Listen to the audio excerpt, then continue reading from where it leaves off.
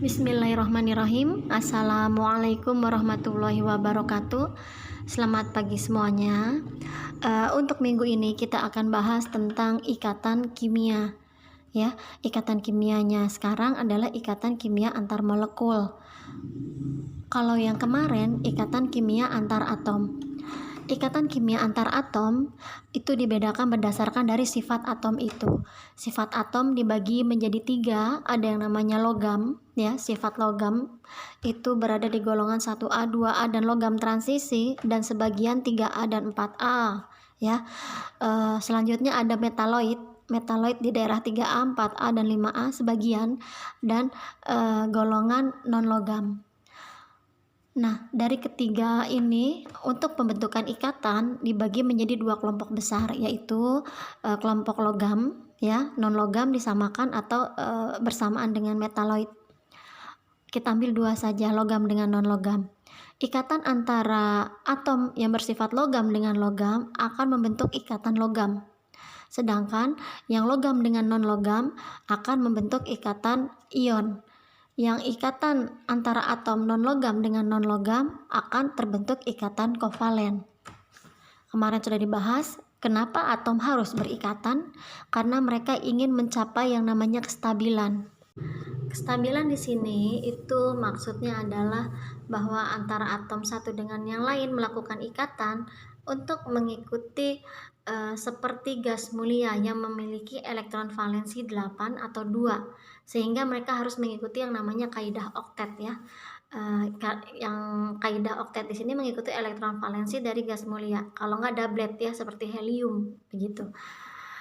Oke, untuk melihat kestabilan di sini yang dilihat adalah elektron valensi, makanya golongan 1A dalam gambaran struktur Lewisnya dia tuh memiliki elektron valensi 1, 2A 2, 3A 3, 4A 4 dan seterusnya sesuai dengan golongannya. Elektron valensi sesuai dengan golongannya. Nanti kalau misalkan elektron valensinya genap mencapai 8 berarti dia sudah mencapai kestabilan dan enggan untuk berikatan dengan yang lain karena sudah mencapai keseimbangan atau kestabilan. Sudah tidak reaktif lagi, seperti itu. Tapi ada saja ya pengecualian seperti PCl5. PCl5 itu P-nya memiliki elektron valensi sampai 10. Dan ada yang lain juga seperti BF3. B itu maksimal elektron valensinya adalah 6. Oke. Kita masih bahas yang kemarin, ya, ikatan antar atom, ikatan ion, ikatan kovalen dan ikatan logam. Kalau ikatan ion itu berarti ada logamnya dan ada non logamnya. Review dikit. Yang logam itu biasanya namanya diakhiri oleh ium, ya, ium. Tapi tidak semua ium itu logam. Helium non logam, ya, bentuknya gas, golongan gas mulia. Dan juga selenium itu juga non logam. Sebagian besar yang belakangnya ium adalah logam. Kebalikannya, biasanya kalau yang ogen-ogen begitu kan, itu adalah golongan non logam. Nggak selalu ogen, ya, ada yang lain juga. Kayak karbon, ya, sulfur. Jadi untuk menghafalnya sih golongan 1A, 2A itu semuanya adalah logam kecuali hidrogen yang paling atas. Logam transisi semuanya adalah logam. 3A, 4A sebagian dan 5A sebagian ada logam, metaloid dan non logam. Untuk 7A dan 8A termasuk golongan non logam. Oke, sekarang kita ke ikatan antar molekul. Kalau tadi ikatan antar atom, satu atom yang satu dengan yang lain. Kalau ini antar molekul sudah jadi. Jadi antara misalkan gini, untuk air ikatan antar atomnya adalah oksigen dengan hidrogen. Oksigen dengan hidrogen itu adalah non logam dengan non logam. Ikatannya adalah kovalen. Ketika sudah menjadi air H2O, H2O yang satu dengan H2O yang lain itu mengalami interaksi. Kalau memang dia memiliki daya tarik, ya. Kalau tidak memiliki daya tarik, ya tidak ada ikatan tambahan. Nah, untuk setiap molekul memiliki sifat dasar. Sifat dasarnya dibagi 2. Yang pertama adalah senyawaan atau molekul polar, yang kedua adalah molekul non polar. Untuk molekul polar, biasanya dia itu memiliki keelektronegativitasan yang besar, memiliki struktur juga yang asimetris ya. Struktur asimetris itu contohnya adalah H2O ya. H2O itu kan bentuknya V, bukan linear ya. Kenapa? Oksigen memiliki elektron valensi 6. Tapi yang dipakai cuma 2. Cuma 2 elektron ya yang dari 6 ini, dan ada 2 elektron pasangan elektron bebas, sehingga dia tidak bisa linear tapi bentuknya V. Nah, ini menunjukkan bahwa air ini bersifat asimetris. Kalau asimetris berarti antara kutub yang satu dengan yang lain ada perbedaan kutub, ada yang lebih positif, ada yang lebih negatif, sehingga dia memiliki yang namanya polaritas, perbedaan kutub. Makanya disebut molekul polar. Dan biasanya molekul yang memiliki pasangan elektron bebas itu bersifat polar biasanya. Selanjutnya adalah kovalen atau molekul nonpolar. Molekul nonpolar ini dia memiliki keelektronegativitas yang kecil, bahkan 0. Makanya dikatakan memiliki struktur yang simetris. Contohnya adalah CH4. C ini molekulnya 1 ya. Dan dia ini memiliki 4 elektron valensi. Keempat-empatnya diikat oleh 4 atom yang sama. Kalau 4 atom yang sama, tarikannya sama, sehingga dia bersifat simetris tarikannya, dan sigmanya sama dengan 0. Makanya CH4 bersifat kovalen non-polar. Dan biasanya tidak memiliki PEB. Biasanya. Oke. Sekarang kita sudah tahu untuk atom sifatnya logam, non-logam, metaloid. Untuk molekul sifatnya itu adalah polar dan non-polar. Polar dan non-polar ini ada juga berapa kemungkinan untuk terbentuk ikatan molekul. Ada banyak juga ikatannya, itu ada yang namanya ikatan dipol-dipol, ikatan hidrogen, ikatan terimbas atau terinduksi, atau ikatan van der Waals atau ikatan London. Berdasarkan dari apa? Berdasarkan dari ikatan polar dan non-polar tadi.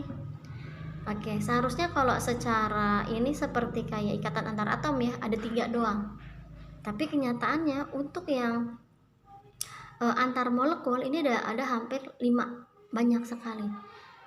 Karena yang polar dengan polar aja ada 2 tipe gitu ya, karena dilihat dari sifat keelektronegativitasan. Oke, kita lihat yang sifatnya ini adalah yang polar dengan polar. Ikatan polar dengan polar ini ada 2 kemungkinan. Kemungkinan pertama namanya ikatan hidrogen, kemungkinan kedua ikatannya namanya ikatan dipol-dipol. Yang ikatan hidrogen ini memiliki ikatan yang sangat kuat. Jadi antar molekul satu dengan yang lain kalau berikatan itu tambahan ikatannya sangat kuat. Kenapa? Karena ikatan hidrogen ini terdiri ikatan ketiga atom yang memiliki keelektronegativitasan yang sangat besar. Sifat keelektronegativitasan di sini sifat untuk menarik elektron lain. 3 atom yang memiliki keelektronegativitasan yang besar tersebut adalah atom nitrogen, oksigen, dan fluorin. Contoh di sini yang memiliki ikatan hidrogen adalah air ya. Molekul air ini kan terdiri dari 2 atom H dan 1 atom O, H2O. H2O yang satu di sini akan ada ikatan tambahan dengan H2O yang kedua. Karena ada O, misalkan H2O yang pertama memiliki O, dan dia akan ada ikatan tambahan dengan H pada H2O kedua. Nah, ikatan ini disebut ikatan hidrogen. Ikatan hidrogen ini terjadi karena yang satu O berbuatan relatif negatif, sedangkan yang H relatif positif. Hal ini yang menyebabkan ada ikatan tambahan, ya, disebut ikatan hidrogen. Hal inilah yang menyebabkan air memiliki titik didih yang besar, dan pada suhu kamar dia berupa cairan. dengan molekul yang kecil ya, dengan suhu kamar dia berupa cairan dan memiliki titik didih yang besar karena disebabkan memiliki ikatan tambahan antar molekul, yaitu ikatan hidrogen yang memiliki yang merupakan atom-atom yang memiliki ikatan atau sifat elektronegativitas yang besar. Contoh lain adalah NH3, antara NH3 yang satu dengan NH3 yang kedua. Ikatannya antara N yang relatif lebih negatif berikatan dengan H pada atom yang kedua yang relatif lebih positif, dan juga HF ya. Oke, itu baru yang pertama, ikatan polar dengan polar dengan keelektronegativitasan yang besar. Sedangkan yang kedua adalah polar dengan polar yang dia ini selain ketiga atom tersebut. Contohnya misalkan HCl ya, atau PCl3, senyawa-senyawaan polar yang dia ini memiliki sifat asimetris ya, atau memiliki perbedaan polaritas. Jadi antara misalkan di sini tadi ada yang namanya PCl3 misalkan. PCl3 ini kan P memiliki elektron valensi 5, yang dipakai cuma 3, yang satunya ada satu pasangan elektron bebas. Otomatis tidak simetris, berarti dia asimetris, memiliki polaritas. Jika ada PCl3 yang satu dengan PCl3 yang lain, itu ternyata ketika berinteraksi ada ikatan tambahan. Ikatan tambahan disebut yang namanya ikatan dipol-dipol. Molekul yang memiliki dua kepolaran bertemu dengan dua kepolaran, jadi ikatannya namanya dipol-dipol. Lumayan kuat ya. Tapi yang paling kuat adalah ikatan hidrogen. Ada ikatan tambahan karena yang lebih positif bertemu dengan yang lebih negatif antara molekul satu dengan yang lain. Selanjutnya ada ikatan namanya ikatan, atau di sini ada yang namanya ikatan van der Waals. Ikatan van der Waals dia meliputi yang namanya ikatan terdispersi, ikatan terimbas, dan ikatan orientasi. Jadi kalau dibilang sebagian ya teorinya itu dipol-dipol juga masuk ke dalam van der Waals.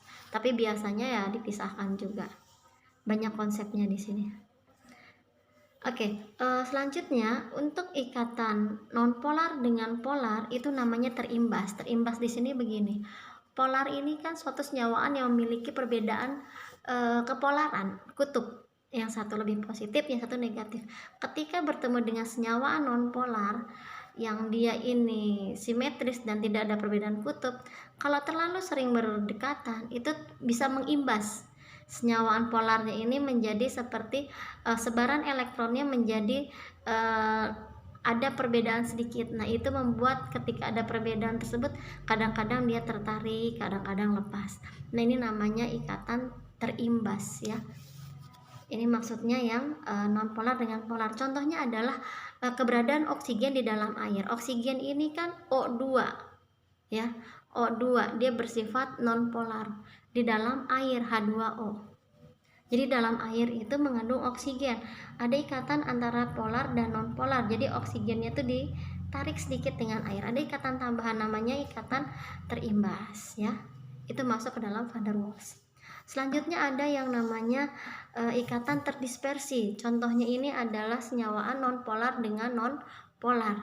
Nonpolar itu kan tadi dinyatakan dia tidak memiliki perbedaan kutub sama, tapi kan namanya elektron kan tersebar ya, kadang-kadang lebih banyak, kadang-kadang lebih sedikit.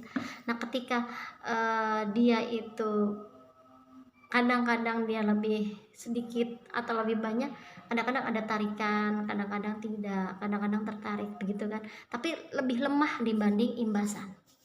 Karena namanya nonpolar itu tidak sedikit, ikatan tambahannya sedikit, bahkan tidak ada sama sekali. Apalagi atau contohnya ya, contohnya gas oksigen yang satu dengan gas oksigen yang lain. Dan selanjutnya ada yang namanya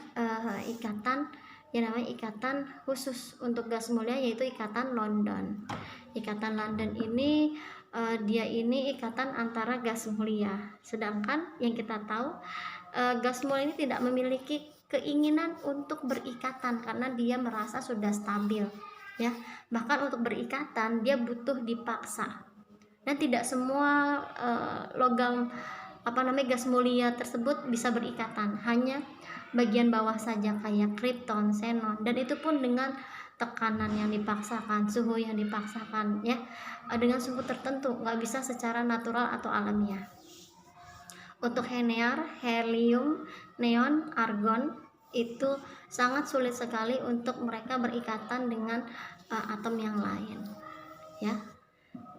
Untuk memudahkan analoginya begini, untuk polar itu kita misalkan adalah senyawaan, atau kalau orang mah kayak persahabatan begitu ya, kayak orang yang memiliki sifat loyalitas yang tinggi. Ketika bertemu dengan senyawa polar nih ya, ketika bertemu dengan teman yang lain, dia akan menambah ikatan antara teman yang satu dengan yang lain.